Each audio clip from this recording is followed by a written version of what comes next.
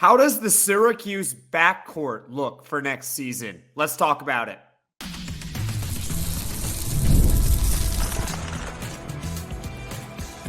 You are Locked On Syracuse, your daily podcast on the Syracuse Orange. Part of the Locked On Podcast Network, your team every day.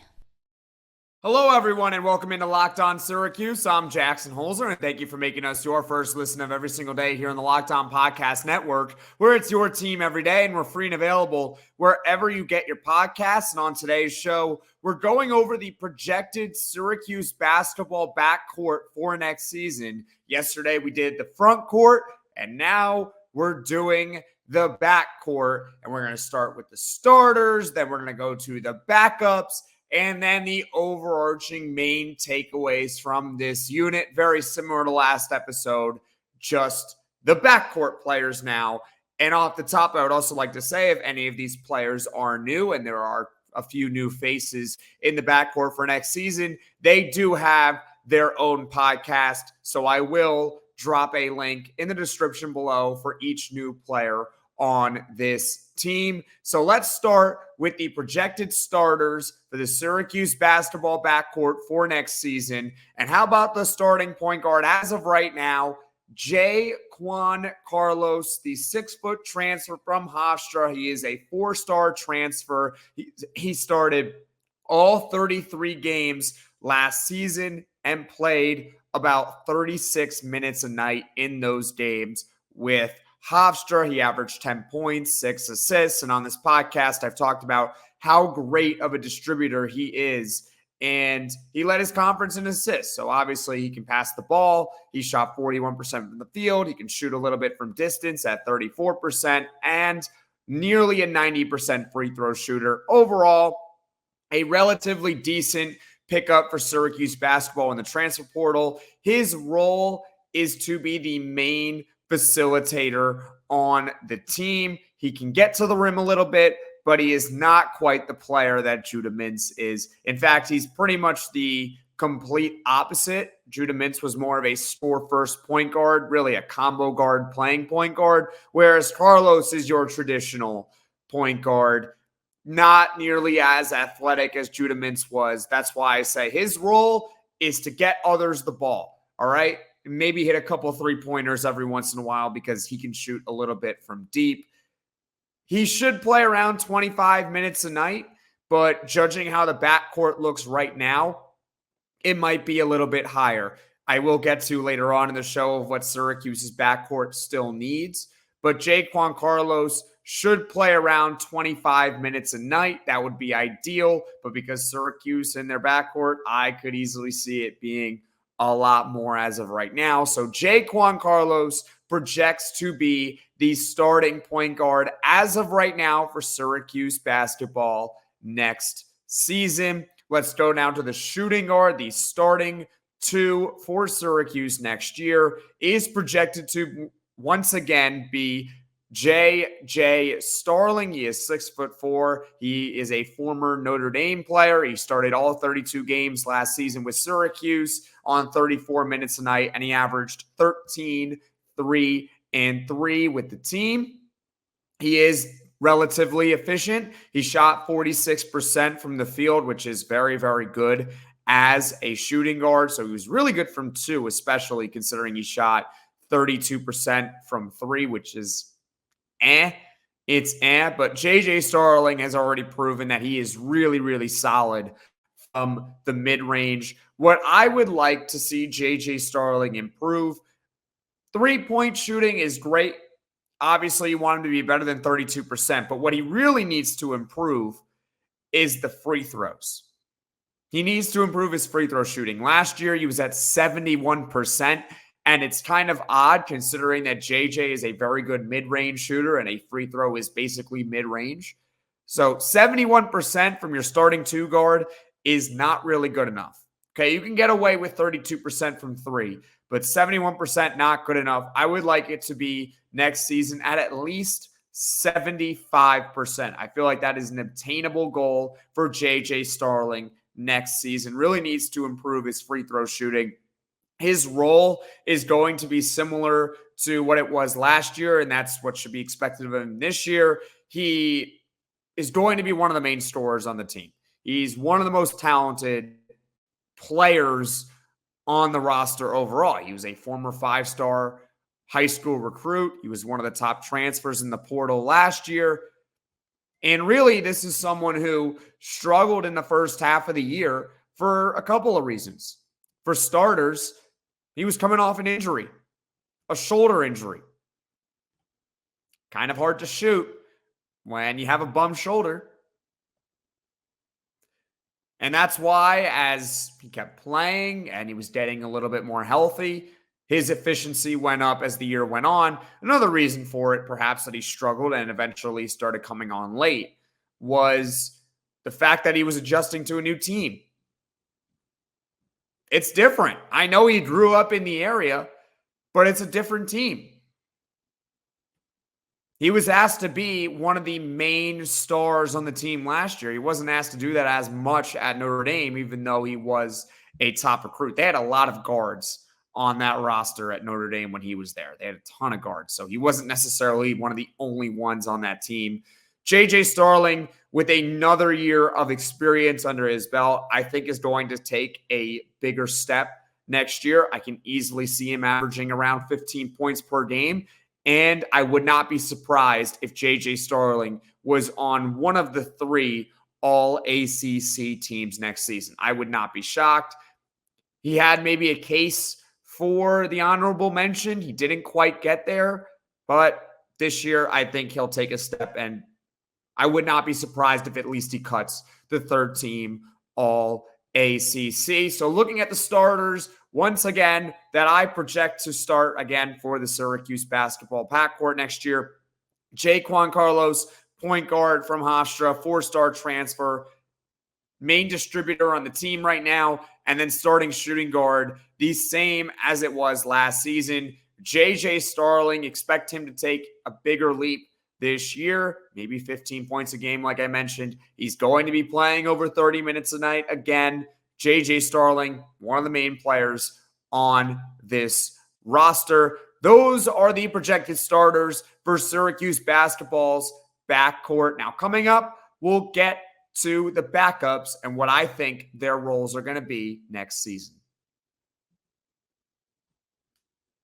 When you're hiring for your small business, you want to find quality professionals that are right for the role. That's why you have to check out LinkedIn Jobs. LinkedIn Jobs has the tools to help find the right professionals for your team faster and for free. And LinkedIn is a tool that I use all the time to find the latest job opportunities. But LinkedIn isn't just a job board. LinkedIn helps you hire professionals you can't find anywhere else. Even those who aren't actively searching for a new job, but might be open to the perfect role. In a given month, over 70% of LinkedIn users don't visit other leading job sites. So if you're not looking on LinkedIn, you're looking in the wrong place. On LinkedIn, 86% of small businesses get a qualified candidate within 24 hours. Hire professionals like a professional on LinkedIn.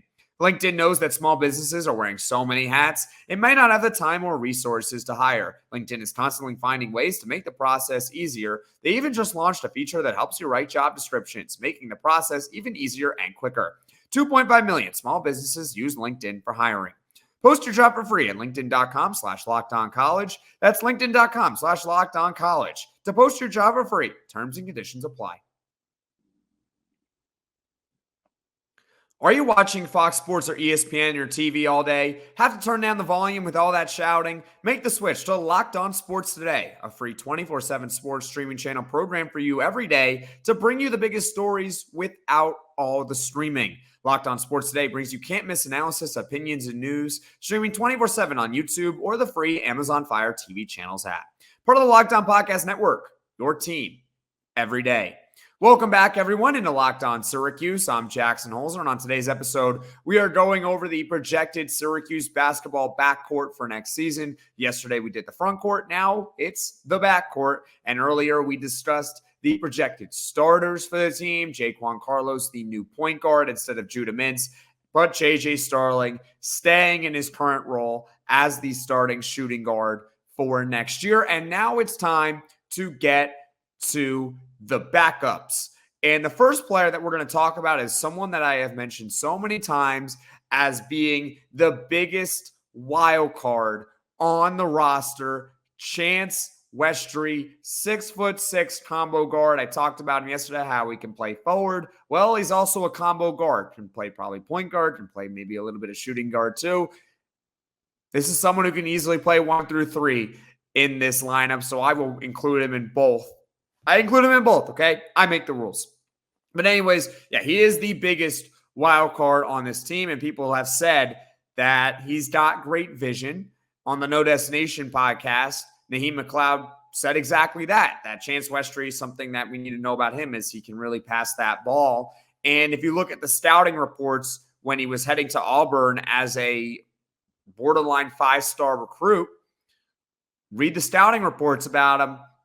They said that he was a pretty good passer. So this is someone who can be one of the main distributors on the team as well, along with Jaquan Carlos. But what makes him such a wild card it's the fact he hasn't played that much.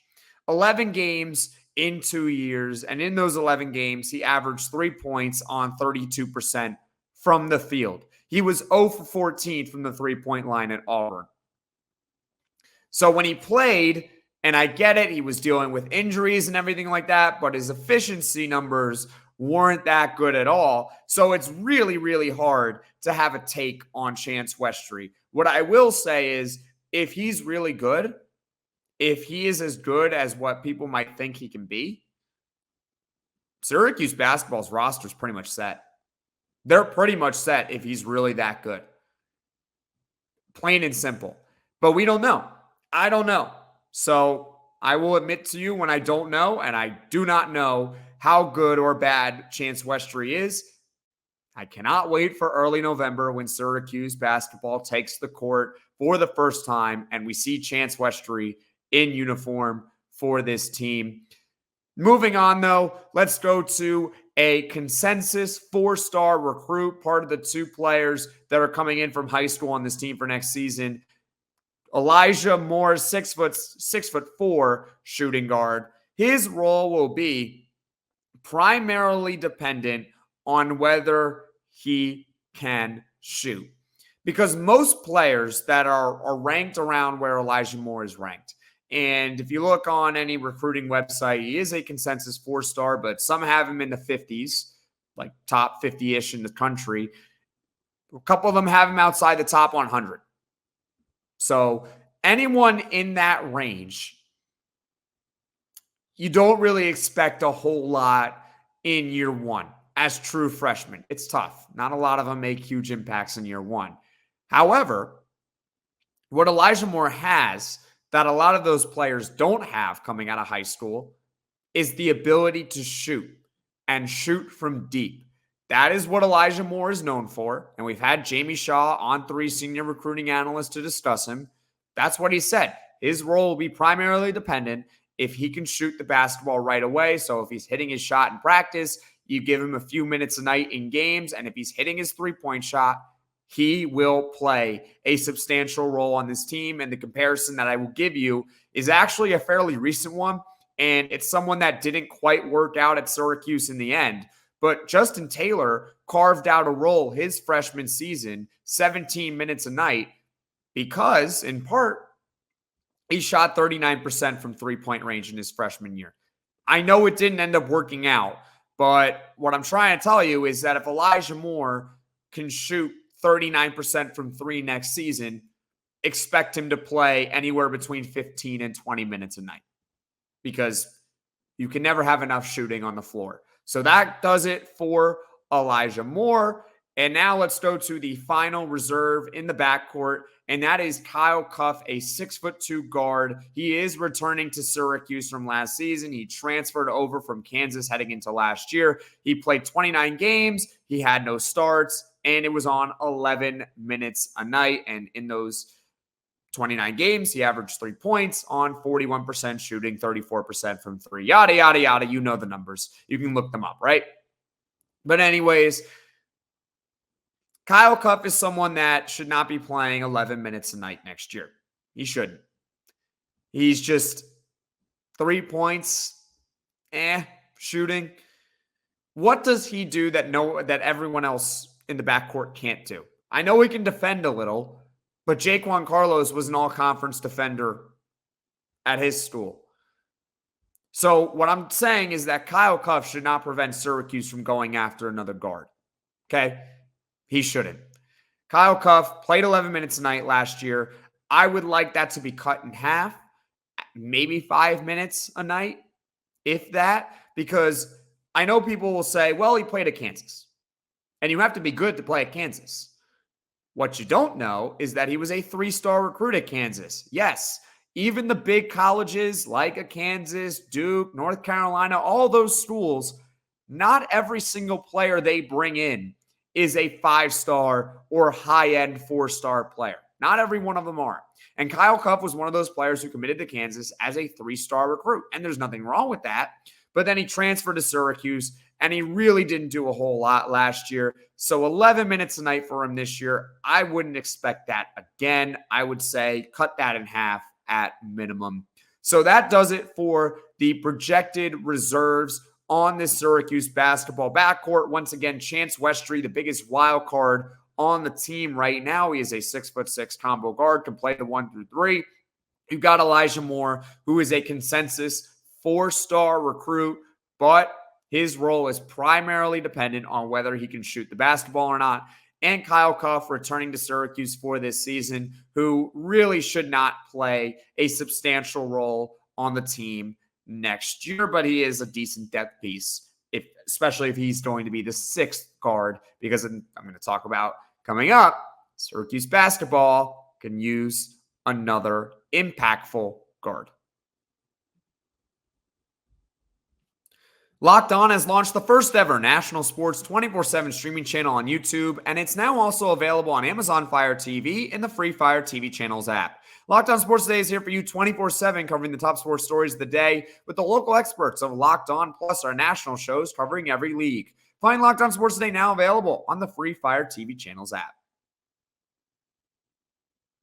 Hello, everyone, and welcome back to Locked On Syracuse. I'm Jackson Holzer, and we're going over the Syracuse basketball backcourt for next season. We went over the starters, the backups, and now the main takeaways from looking at this roster.